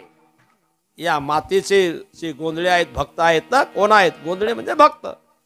तिचं गायन करणारे, तिची प्रशंसा करणारे, स्तुती गाणारे, भजन गाणारे यांना गोंधळी म्हणतात. गोंधळी याचा अर्थ की ते संबळ वाजवणारे वेगळे, ते सुद्धा आता या लौकिकामध्ये गोंधळीच म्हणतात त्यांना. परंतु हे अलौकिक असल्यामुळं अलौकिकच गोंधळी आहेत. कोण आहेत? व्यास. व्यास हे गोंधळीच आहेत, लक्षात घ्या. आता हे सुद्धा गोंधळीच होतं. आपले महाराज माधवानंदजी महाराज गोंधळीच होतं. ते म्हणसाला मग बरं झालं आपल्याला मंगळवारी बघा ठेवू द्या गोंधळ. नाही, आमचा मंगळवारी गोंधळ चालणार नाही, आम्हाला 7 दिवस लागतील गोंधळाला. हा गोंधळ काही सामान्य अलौकिक गोंधळी आहेत, लक्षात घ्या. हे लौकिक नाहीत, अलौकिक गोंधळ आहे. तुम्हाला अलौकिक प्राप्त करून देणारे आहेत. विषयाचं सुख हे जे विषय आहेत हे लौकिक आहेत, मात्र जो परमानंद आहे अलौकिक आहे, ते सुख तुम्हाला द्यायचं आहे. त्याच्याकरता सर अलौकिकच भजन आहे. मग गोंधळी सुद्धा अलौकिक आहे. कोण? व्यास. व्यास माहित आहे तुम्हाला, ज्यांनी 4 वेद प्रकट केलेले आहेत. पूर्वी वेद फक्त कानात सांगितल्या जात असत. ज्याने 6 शास्त्र लिहिलेले आहेत, 18 पुराण लिहिलेले आहेत. असं बाकीचं किती लिहिलंय ते महाराजांना विचारून घ्या, त्यांनाच पाठ आहे. किती श्लोक आहे आणि किती काय प्रत्येकाचे. आम्ही एवढा बारीक अभ्यास केला, ठोळं आपलं. मग त्यांनी लय बारकावा केलेला आहे. आणि त्यांच्या त्या बारकाव्यामुळं आम्हालाही बी ते कळायला लागलं आणि हे बोलायला लागलं. नाही तर आम्ही एवढ्या भानगडीत पडलो नाही. आमचं काम एकच आहे, एक आदित्यम ब्रह्म, प्रज्ञानम ब्रह्म, तत्वमसी, एवढंच नाही. याच्याप्रमाणे असं ते वेदशास्त्र ते शिकण्याच्या याच्यामध्ये. परंतु हे पुराणादिक खालच्या बाजूला देव देवता नंतर अभ्यास करावा लागतो. विठ्ठल विठ्ठल. नाही तर आमचं तात्पर्य पकडतव्य ब्रह्म सत्यम जगत मिथ्या जीव ब्रह्मैव नापरा, संपला विषय. संन्यासाचा एवढाच असते. परंतु यांच्यामुळं काय झालं की ते सर्व प्रकटीकरण झालं. यांचे एवढे पुराण या आमचे या ठिकाणी भालेराव आलेले आहेत, त्या भागातले. त्यांनी यांचे पुराण संग्रहित केले या चॅनलमध्ये आणि संपूर्ण याला त्या ठिकाणी मीडियाला इकडं तिकडं सर्व पाठवलेले आहेत. आणि त्यांची जी काय चॅनल आहे त्या चॅनलमध्ये सर्व पुराण भरलेले आहेत, लक्षात घ्या. त्यांचं सर्व हा एक त्यांनी फार मोठा क्रांती केलेली आहे. कारण हे सर्वांना माहीत नाही. त्यांनी असं संशोधन करून प्रत्येक पुराणाचे श्लोक किती काय काय सर्व त्याचं ते त्यांनी विवरण केलेलं आहे. आणि कोणत्या पुराणात काय सांगितलं आहे कुठलंही विचारा, त्यांच्याकडे ते तयारच आहे. तुम्ही सांगा एवढा अभ्यासांना नाही, लक्षात घ्या. होता कृपा तुमची वसुबोले, त्यांना शिवाची कृपा झालेली आहे, मातेची कृपा झालेली आहे, नर्मदा मातेची कृपा पात्र आहेत म्हणून ते सर्व झालेलं आहे. असो त्या काळात देखील भगवान व्यासांनी सर्व वाङ्मय, व्यास उशिष्ट जगत्रयम, जगात जेवढं वाङ्मय आहे सर्व व्यासाच्या मुखातलं आहे. शब्दसृष्टी व्यासांच्या मुखातली आहे म्हणून व्यास उच्छिष्ट आहे. हे सर्व वाङ्मय व्यासांचं उच्छिष्ट मानलेलं आहे. लक्षात घ्या, मुखातून निघालं आहे म्हणून सर्वांचे गुरु व्यासांना मानलेलं. लक्षात घ्या. आपण गुरुपौर्णिमा साजरी का करतो? कारण त्याला वास्तविक ती व्यास पौर्णिमा आहे, परंतु त्याला आपण गुरुपौर्णिमा म्हणून काय करतो, साजरी करतो. याचं कारण एकच आहे की व्यासांनी सर्व ज्ञान दिलेलं आहे आपल्याला. सर्व जे काही ज्ञान आहे ते व्यासांचं आहे. जे काय आता पुराणाचं विश्लेषण आहे ते आमच्या माधवानंद महाराजांचं आहे. असं आधुनिक म्हणून आधुनिक हे व्यासच होतं. अशा प्रकारे व्यास यांना गोंधळी म्हटलंय. त्या निर्गुण निराकार असणाऱ्या अनादी असणाऱ्या भगवतीचे पहिले गोंधळी कोण असतील तर व्यास आहेत. लक्षात घ्या, पहिले गोंधळी व्यास आहेत की ज्यानं सर्व शब्दसृष्टी निर्माण केलेली आहे. दुसरे गोंधळी आहेत वशिष्ठ महाराज की ज्यांनी सूर्यवंशाचं पौरोहित्य केलं. सप्तर्षी निर्माण झाल्यानंतर प्रत्येकाकडे काय आपापल्या परीनं ब्रह्मदेवाने कामं सांगितले त्याप्रमाणे सूर्यवंशाचं पौरोहित्य करण्याकरता वशिष्ठांना सांगितलं. ते म्हणले हे कोण सांगाल म्हटले भटजीचं काम भिक्षुक नमी ना करणार म्हटले. अरे म्हणे भाग्यवान आहेच म्हटले. इतरांपेक्षा तू भाग्यवान. मी भाग्यवान कसा म्हटले, भीक मागायचा आम्हाला याला एकाच सांगा, त्याला पौर्णिमा सांगा, याची कुंडलिनी काढा, हे काय म्हटले भानगडे. नको नाही तो ऐक म्हटले. ब्रह्मदेवानं सांगितले की या सूर्यवंशामध्ये परमात्मा अवताराला येणार आहे आणि त्या परमात्म्याला शिकवायचं काम तुला मिळणार आहे म्हटले. त्याचं गुरु होण्याचं भाग्य तुला प्राप्त होणार आहे. म्हणून तो काय हो की सूर्यवंशाचा पुरोहित हो. मग वशिष्ठ महाराज लक्षात घ्या, सूर्यवंशाचे पुरोहित झाले. राम प्रभूला ज्ञान हे वशिष्ठाने दिलं, लक्षात ठेवा. म्हणून एक काय योग वासिष्ठ नावाचा एवढा मोठा ग्रंथ झालेला आहे. ते एवढं तत्वज्ञान त्याच्यामध्ये आलेलं आहे. रामप्रभूला केलेला उपदेश हा योग वासिष्ठ नावाचा ग्रंथ आहे. म्हणून अशा प्रकारचे वशिष्ठ महाराज हे दुसरे गोंधळे आहेत, लक्षात घ्या. व्यास, वसिष्ठ आणि तिसरे शुकाचार्य, लक्षात घ्या. शुकाधिक दादुले. दादुले म्हणजे पुरुष. या जगामध्ये असे 3 पुरुष सांगितले आहेत, लक्षात घ्या. त्यापैकी शुकाचार्यांना एक पुरुष म्हटलं आहे. म्हणून बाकीचे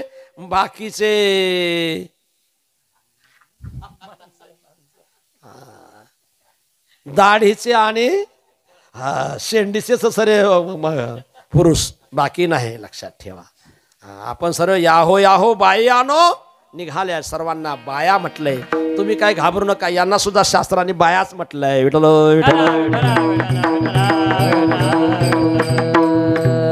स्त्री हे पराधीनाच म्हणून स्त्री म्हटलेलं आहे. पुरुष सुद्धा पराधीन. इंद्रियाचे दिने आम्ही झालो गोसावी. हा, ते तर तुकोबरांचा पुरुषार्थ आहे. परंतु इंद्रियाचे दिने आम्ही केलो नारायणे. इंद्रियांचे जे अधीन आहेत त्यांना स्त्रिया म्हटलंय. पुरुषांच्या अधीन स्त्रियाला म्हटलेलं ना, तसं लक्षात घ्या. इंद्रियाचे दिने आम्ही, इंद्रियाचे धनी आम्ही झालो गोसावी. इंद्रियाचे धनी ते पुरुष आहेत आणि इंद्रियांच्या ताब्यात जे आहेत ते स्त्रिया आहेत, लक्षात घ्या. कोणी बी हावर हात करा, त्याचं आम्ही स्वागत करू की आम्ही इंद्रिया आमच्या ताब्यात आहेत. कीर्तनात बसलं तरी इकडे तिकडे पाहत राहतो. इंद्रिय ताब्यात आहेत का, लक्षात घ्या. नाही, म्हणून स्त्रियाच आहेत, लक्षात घ्या. म्हणून पुरुष दादूला म्हणजे शुकाचार्याला दादूला म्हणजे, लक्षात घ्या.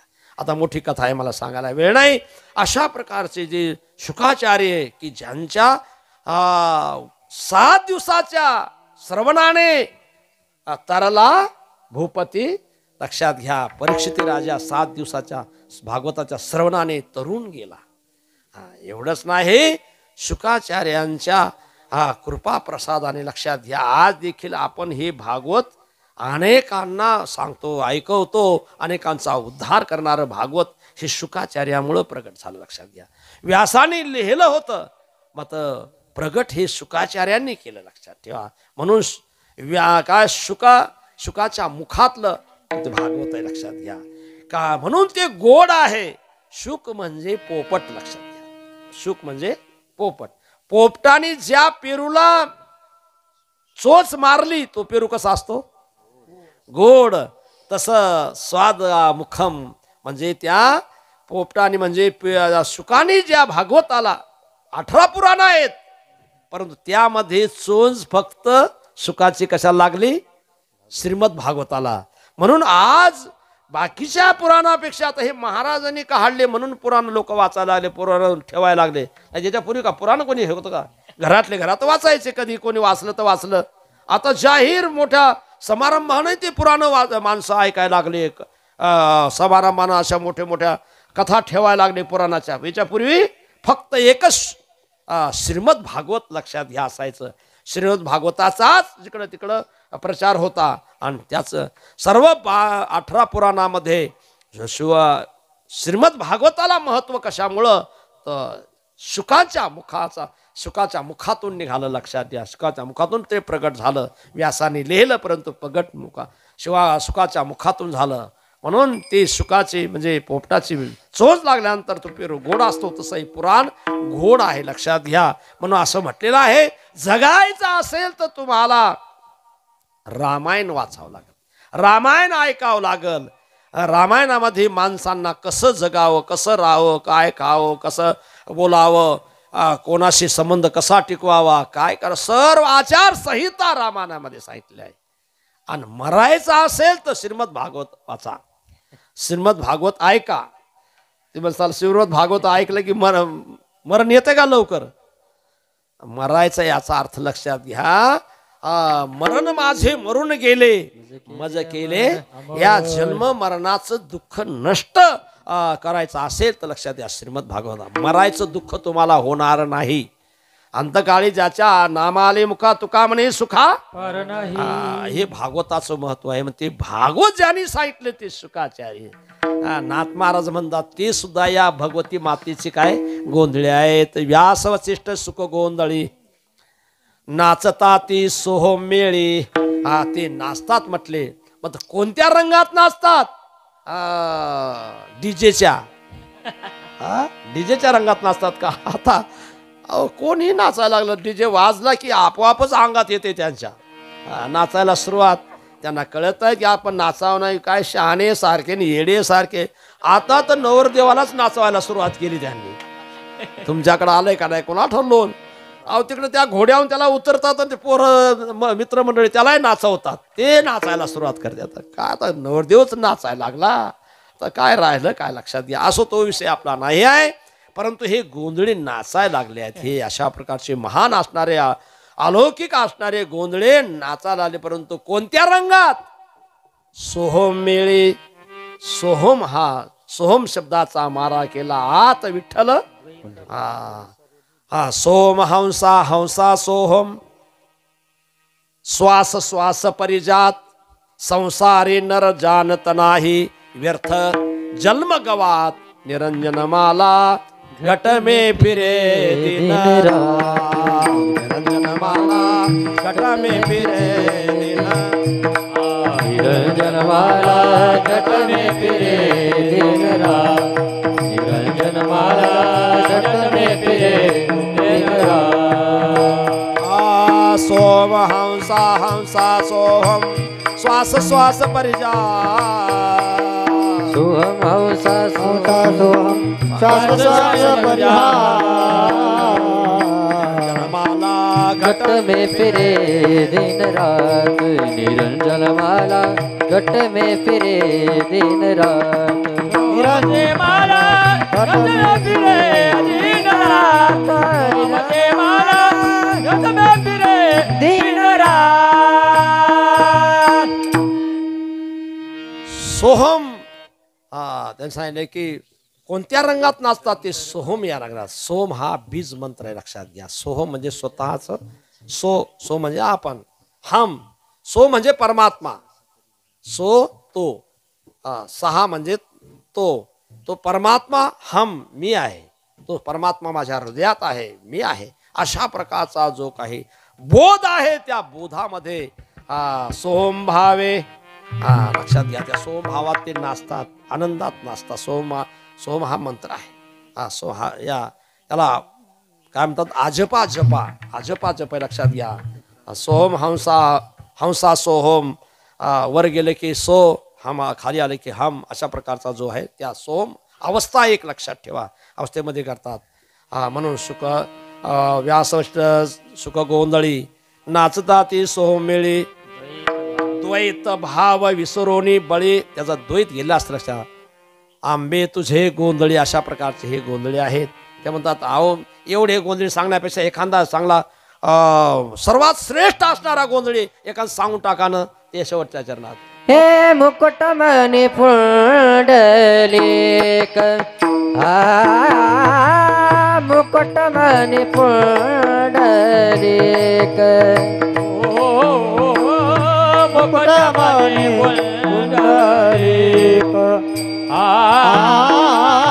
मुकुट मणी पुंडलिक. 33 कोटी देवनायक. 33 कोटी देवनायक.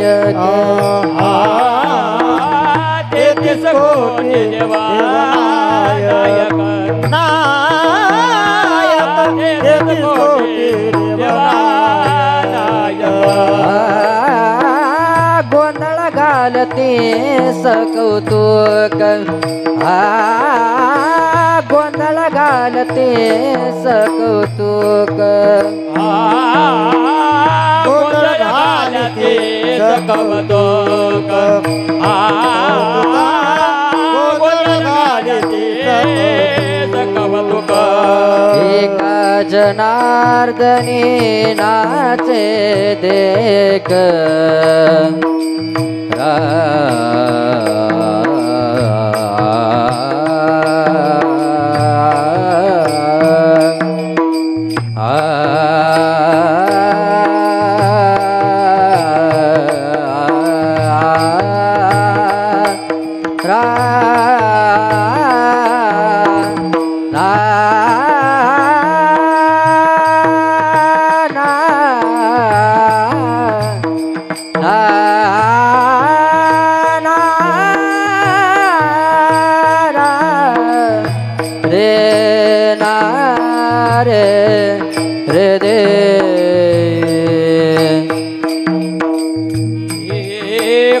जनार्दन नाचे जे कन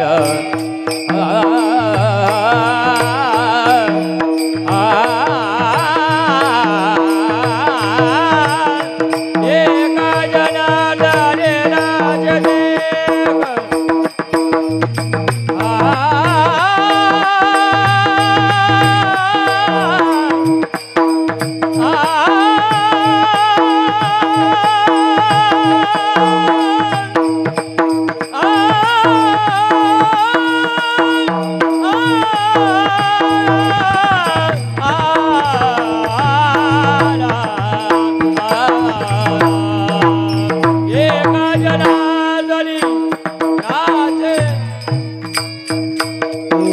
जनार्दनी नाचे न देखाय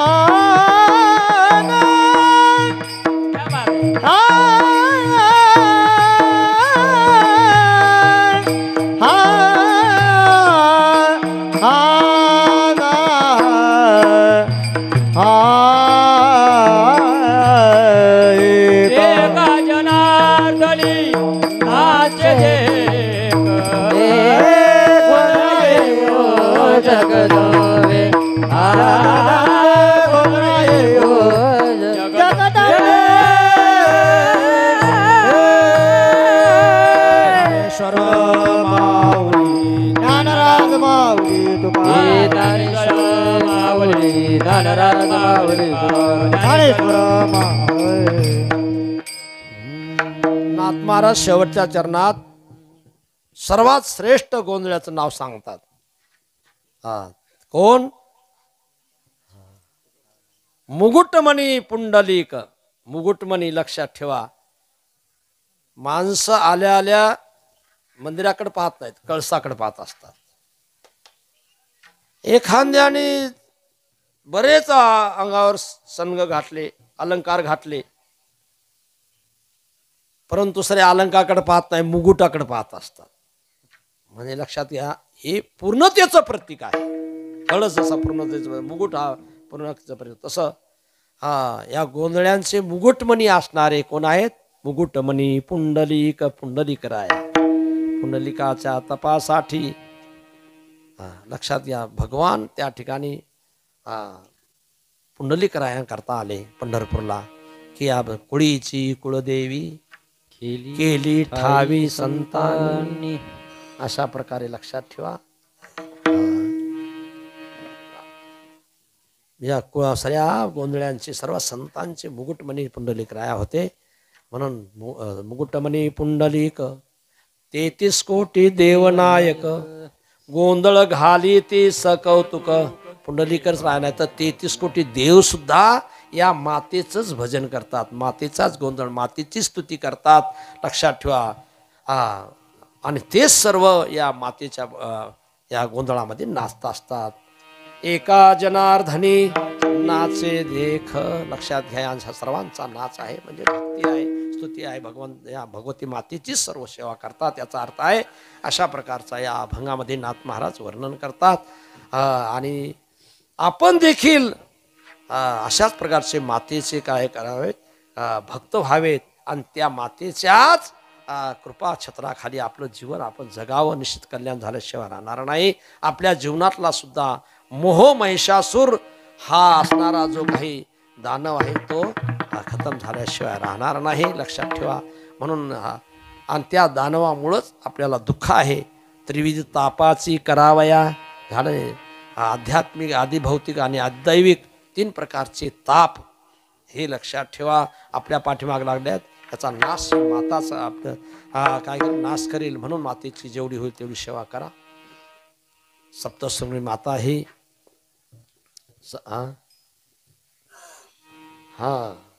हे लिहिलेलं का लक्षात घ्या. सप्तशृंगीचे माहेर सिद्ध चंद्रवट आहे, तीर्थक्षेत्र आहे. शिव पार्वती एक कल्प गौप्य वास. आता ती तुमची संख्या तुम्हालाच माहीत, ते आम्हाला वाचता येईल तर कधी सांगायचं. चंद्राची तपस्थली या जागेचं किती महत्व आहे लक्षात ठेवा. आपण भाग्यवान आहोत की पूर्वीच्या काळामध्ये जे सिद्ध स्थानं होते त्या ठिकाणी आपल्याला जाऊन बसायला, ऐकायला, भजन कीर्तन करायला मिळतंय. हे आपलं खरोखर या कलियुगामध्ये भाग्य आहे. लक्षात ठेवा. ही शिवपार्वतीची कल्पपर्यंत गोप्य रूपाने या ठिकाणी वास्तव्य होतं. त्याचबरोबर चंद्राची तपस्थली हीच आहे. लक्षात घ्या. चंद्राला वरदान या ठिकाणी मिळालेलं आहे. वज्रेश्वरीचं जन्मस्थळ आहे. वज्रेश्वरीनं लक्षात घ्या या ठिकाणी या महिषासुराला मारायचा प्रयत्न केला, परंतु त्याच्याकरता तप लागतंय. तपाशिवाय दैवत आपली शक्ती प्राप्त होत नाही, दैवत प्राप्त होत नाही. म्हणून त्याच्या तपामध्ये अडथळा आणण्याचा प्रयत्न केला महिषासुराने. म्हणून सप्तशृंगी मातेनं त्या ठिकाणी अवतार घेऊन त्याचा नाश केलेला आहे. त्या वज्रेश्वरी मातेचं जन्मस्थळ आहे, तपस्थळी आहे. सप्तशृंगीचं हे माहेर आहे. बऱ्याच लोकांना माहीत नाही, आता प्रसिद्ध झालेलं आहे. 40 तीर्थक्षेत्राचे सिद्ध बीज आहे. लक्षात ठेवा. एवढंच नाही, देव देवी देवतांची तपस्थली यज्ञभूमी ही आहे. आणि गोरक्षनाथांची तपस्थली व वरदान याच भूमीवर मिळालेली आहे. म्हणून अशा प्रकारची अनेक प्रसंगाने सुशोभित असणारी ही तपस्थली आहे. पवित्र भूमी आहे. पवित्र ते कुळ, पावन तो देश, आणि तेथे हरीचे दास प्रगट होती. इथं या ठिकाणी महाराज राहिलेले आहेत. धन्य आहे. लक्षात ठेवा. धन्य माता पिता तयाच्या. तुमचे माता पिता धन्य झालेत आणि सर्वांचेच या ठिकाणी माता पिता धन्य जाईल. आपण जीवनाचं सार्थक झाले. लक्षात घ्या. अशा पवित्र स्थानावर गेल्यानंतर आपलं जीवन देखील पवित्र होत असते. पवित्र ते लक्षात घ्या. पवित्र तो देह वाणी पुण्यवंत जो देयाच्युत सर्व काळ. सर्व गोष्टी घडून आलेल्या आहेत. असेच आपला आनंद, आपली अशीच सेवा कायम असे अखंड चालो. सर्वांचंच जीवन धन्य हो. या ठिकाणी उपस्थित असणारे बंधू भगिनी सर्वांनाच मातेचा आशीर्वाद प्राप्त व्हावा. त्याचबरोबर आमचे या ठिकाणी जे भजनी मंडळ आहेत, चोपदार बाबा आहेत, इकडं आमचे हरिभक्तपरायण लहू महाराज, आणि हे सुंदर अशा प्रकारचं गायन, आवाज पण चांगला आहे. नाव काय मला माहीत नाही. नामदेव महाराज, आणि हे आदिनाथ महाराज, आणि हे मृदंगाचार्य सुरेश महाराज, आणि आपले विनेकरी बाबा. अशा महाराजांना थोडेच मिळाले, गर्दी नाही, परंतु दर्दी तुम्हाला चांगले मिळाले. हे मग सर्व कीर्तन लावून धरलं त्यांनी, काय हरकत नाही. सर्वांनाच हा आनंद आपल्या जीवनात प्राप्त व्हावा. पेटी मास्तर आहेत, आमच्या अमोल महाराज आहेत, आणखी काही ज्यांचं योगदान असेल या कार्यामध्ये. साऊंड सिस्टीमवाले आमचे भालेराव, चॅनलवाले, साईनाथ चॅनलवाले का, चॅनलवाले आमच्या त्या भागातलेच होता. ज्या ठिकाणी आम्ही 40 वर्षापूर्वी जो कार्यक्रम चालू केला होता असाच, त्या ठिकाणी महाराजांचं वाटते मागच्या 2 वर्षापूर्वी ही देवी भागवत झालं. कारण देवीचंच मंदिर बांधलेलं आहे आणि त्या निमित्तानं सप्ताह होता आणि त्यामुळे यांचं देवी भात ठेवलं होतं. अशा प्रकारचं त्यांचा परिचय झाला. त्याच गावचे हे ते आणि ते इथपर्यंत आले. खरोखर या ठिकाणी महानता आहे. अशाच प्रकारचं त्यांचा देखील चॅनलचा चांगला विकास हो आणि तुमचा सर्वांचाच जीवनाचा उत्कर्ष हो अशी मी या भगवती मातेच्या चरणी प्रार्थना करतो आणि पुनश्च महाराजांना धन्यवाद देतो. महाराज अशाच प्रकारचे आपण जे काही नवीन जेवढे उपक्रम जेवढे लोपले होते पारिखेपणे जुनाट जुगादीचे नाणे जे काही जुगाट नाचणारं जे काही लोपलेलं ज्ञान असेल ते प्रगट करा आणि आमच्या सर्व लोकांना ते वाटायचा प्रयत्न करा. कारण ज्ञानोबारायांनी मिळवली मांदी वैष्णवाची त्यांनी देखील माऊलीनं मुक्तीचंच अन्नक्षेत्र तसं यांनी बी या पुराणातल्या ज्ञानाचं इतिहासाचं अन्नक्षेत्र चालू केलेलं आहे. असा त्यांच्याकडून अनेक अशी सेवा घडत राहो अशी मी मातेच्या चरणी प्रार्थना करतो आणि माझ्या सेवेला ठिकाणी विराम देतो. जय विठ्ठल जय जय पराग महाराज विठ्ठल.